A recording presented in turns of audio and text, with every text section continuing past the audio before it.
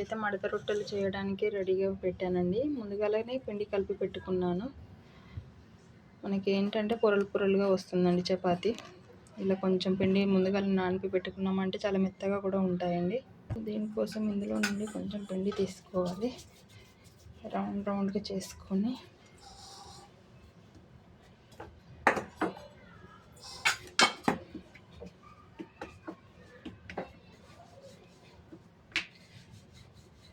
మడత రొట్టెలు అంటారండి మా తెలంగాణలో.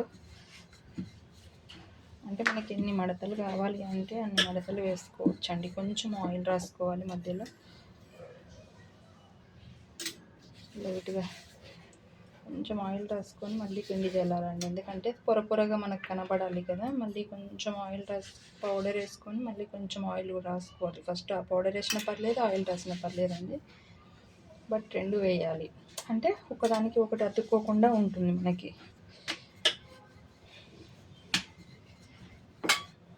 ఇట్లా చేసుకొని తిన్నామా అంటే పొరలుగా చాలా రుచిగా కూడా ఉంటాయండి. మెత్తగా ఉంటాయి, గట్టిగా పోవు. మనకి లేట్ అయిపోయినా కూడా చపాతీ గట్టిగా అయిపోవడం అంటూ ఏమీ జరగదండి.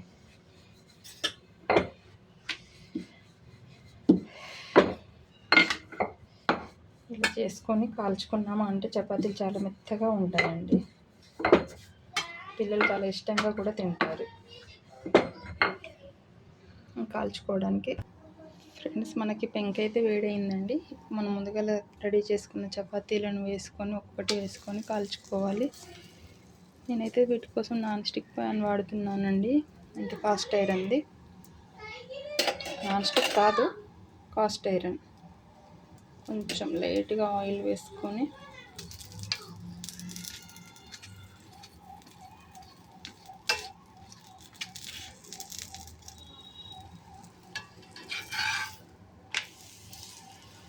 ఒక్కసారి తిప్పుకోవాలి. చాలా మెత్తగా ఉంటాయండి చపాతీలు అన్నీ. పిల్లలు కూడా చాలా ఇష్టంగా తింటారు. మనకి పొంగుతుందండి, నేను తిప్పుతా ఉంటే పగిలిపోయింది అది.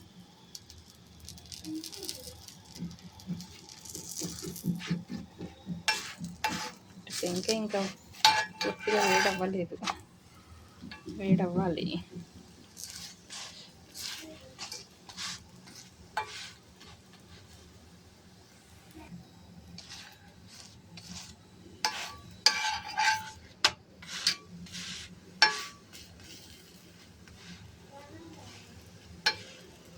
ఇలా మొత్తం చుట్టూ కాలేలాగా తిప్పుకుంటూ కాల్చుకోవాలండి. ఎందుకంటే మొత్తం చపాతీ అంతా మెత్తగా ఉండాలి, ఉడకాలి.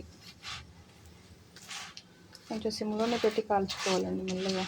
ఎందుకంటే మనం ఎక్కువ మంట మీద పెడితే లోపల ఉన్న పొరలకి సరిగ్గా వేడి తలగదు, ఓన్లీ పైన మాత్రమే కాలుతాయి, మాడిపోతాయి.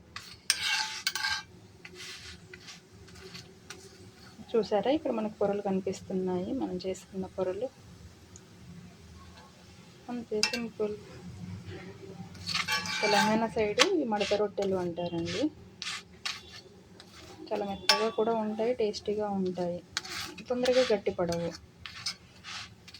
మనకి పొరలు ఇక్కడే కనిపిస్తున్నాయండి, తినేటప్పుడు ఏంటి ఇంకా.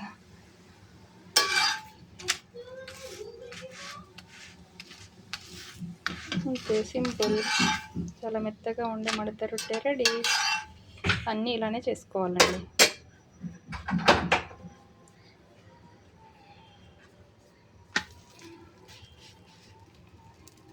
అంతే.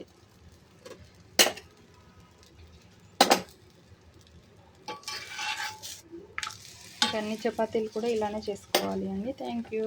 Bye bye.